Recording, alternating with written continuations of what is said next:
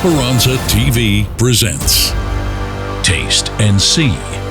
The story for today: Calling Confirmed by God.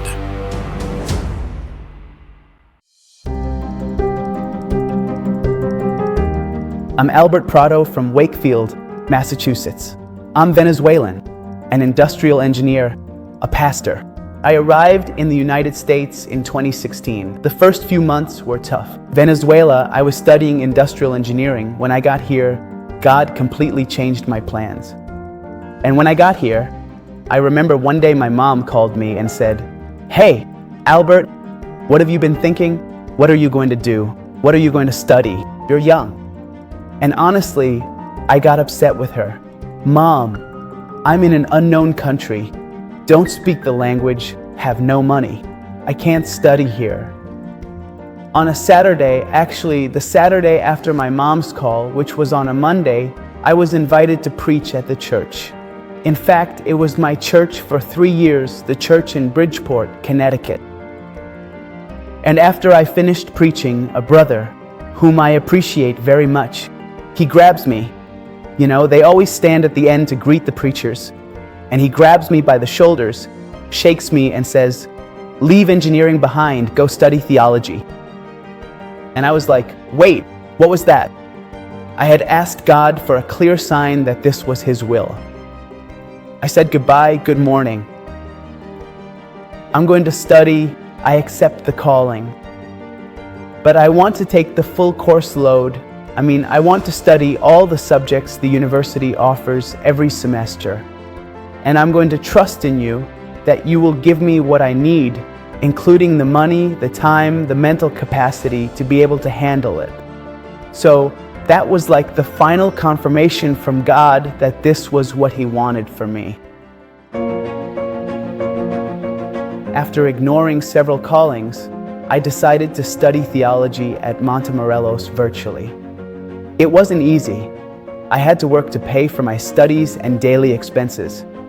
But now a new problem came up, which was how to pay for the university, because even though it was an online program, it still had costs. I think I needed about $4,000 to $4,500 per semester to cover all the expenses. My mother always taught me to put God first and to set aside tithes and offerings. And even though sometimes I didn't know where the money would come from, by setting aside what belongs to God, I was even able to save a portion to support a church in Venezuela. A portion of what I earned, I set aside to send to Venezuela so that, just like I was serving as a Bible worker here, they could have a Bible worker over there. Evangelistic campaigns were held, a group was started, and well, for me it was truly beautiful to see how the blessing I was receiving here could also become a blessing back home in my country. In the midst of all this, God gave me the opportunity to meet an amazing young woman. We decided to get married, but well, God, one way or another, provided. He provided for our expenses. He provided so we could save for the wedding. I kept studying because that's what I had asked the Lord for. And God kept fulfilling it in a wonderful way. And on July 11th, 2021, Vanessa and I got married. But it was proof that God was there with us. And God had provided everything, absolutely everything we needed to make it a reality. But in the last year, I ran out of resources and ended up with a debt to the university. I could no longer pay the monthly fees or the registration for the last semester. I accepted that maybe I wouldn't finish my degree, and that maybe it wasn't God's will. Until Saturday, they called me to the front of the church where I was helping. So I went, they prayed for me. I felt grateful. It's been a privilege to work for the Lord, and the church felt like my family. And they handed me a card, and I took it, thanked them, and that was it. The Saturday ended. When I got home, I was putting away my Bible and my booklet, and I saw the card. When I picked up the card and opened it, inside was the money I needed to finish paying for that semester, and to pay the registration and the first 2 installments of the next semester. God had a miracle prepared, and it was in that envelope. I never told anyone anything.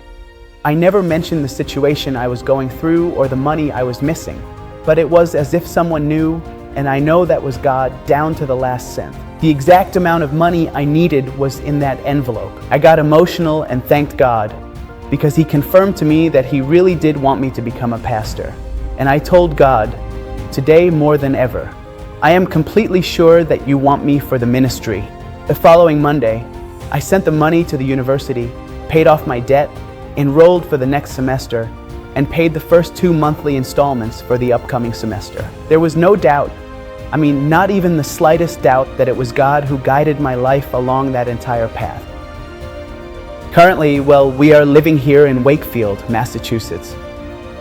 We are serving God with love, with passion, and always with the humility to recognize that it's not about what I did, nor who I am, but rather it is simply God's calling and God's grace upon us. The great lesson is just as it says in Matthew 6:33, when I seek the kingdom of God and His righteousness, when I put God first, God will take care of the rest. As Psalm 23 says, if He is my shepherd, I will lack nothing. Today, I feel blessed to be a pastor here in Massachusetts and to lead souls to the feet of Christ. Taste and see.